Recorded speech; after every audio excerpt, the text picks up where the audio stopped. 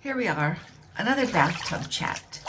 Denise knows bathtub chats. You know, like the fireside chat, I have bathtub chats. Okay. There are, in Christianity, 3 different groups as far as sex roles. Okay. The 3 groups are the patriarchalists, the complementarians, and the egalitarians. Okay, those are the basic groups, and then there's subgroups, and I'll talk about that in a minute. Okay, the patriarchalists are essentially in the wrong century. Okay, because they believe that if you're like if you're a good Christian woman, you're always under the control or domination of a man. That women should essentially be at home, go straight from their father to their husband, or stay with their father the whole life. They shouldn't be in positions of power. They didn't think Sarah Palin should have run for vice president, not because she was unqualified, but because she didn't have a penis. Then the complementarians, or basically they restrict it to the religious sphere. They are okay with gender equality outside the religious sphere, but they believe that in the religious sphere, only men can be preachers or teachers, that of mixed groups, and that the wife should be obedient or submissive to her husband. Now, the egalitarians, as the name implies, essentially believes that the ministry and any position in the religious sphere is open to the person who is qualified, regardless of what is between that person's legs. And they believe that essentially they're not against marital submission, but they tend to believe, as one egalitarian said, that it's a submission contest, with the husband and wife both being submissive to the other. Okay, now, like I said, the patriarchalists are to a large extent in the wrong century.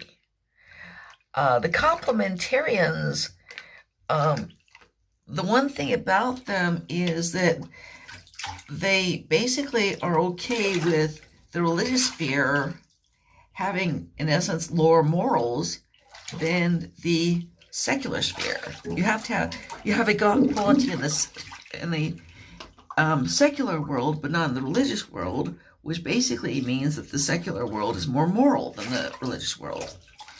The egalitarians, they are kind of in the best place, at least in my opinion, because, for example, you don't exclude half of humanity from any particular function in the church, which means they have double the pool of possible qualified people to draw on as the complementarians.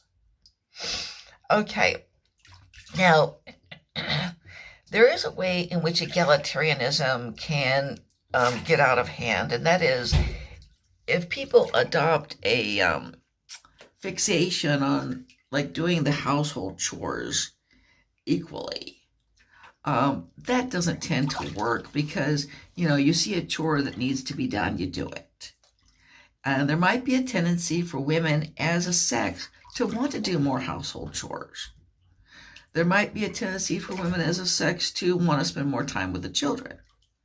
Okay, so you can't ever enforce egalitarianism 50-50, 100%. The other thing about that is egalitarians, I'm sure, often have very good sex lives, but egalitarianism per se is not sex-y. Nobody gets turned on thinking about being equal. People get turned on by thinking about being dominant or superior, and they get turned on thinking about being submissive or inferior. Okay, and that is why Christian domestic discipline is a subgenre growing out of either patriarchalism or complementarianism. I have 3 domestic discipline novellas up. Will and Trish, Grant and Deidre, Vince and Sheila, all of the subtitled domestic discipline romance, and they're all based on the standard patriarchalist complementarian interpretation of the verse that is usually quoted, "Wives, submit to your husbands as unto the Lord." Okay, and again, the people who read it may not be religious people. They might just be people who, usually women, who enjoy the idea of a man spanking them. Okay, and so they're not, it's not limited in that way to just people who believe in domestic discipline as a religious practice. But anyway, those are the 3 basic gender roles versions in Christianity. And then there is that subgenre of complementarianism, patriarchalism called Christian domestic discipline. I also wonder, I think that maybe the complementarian patriarchalists need to put out there that submission to your husband could require dominating him if those are his preferences. But anyway, I hope you enjoyed hearing that. Bye.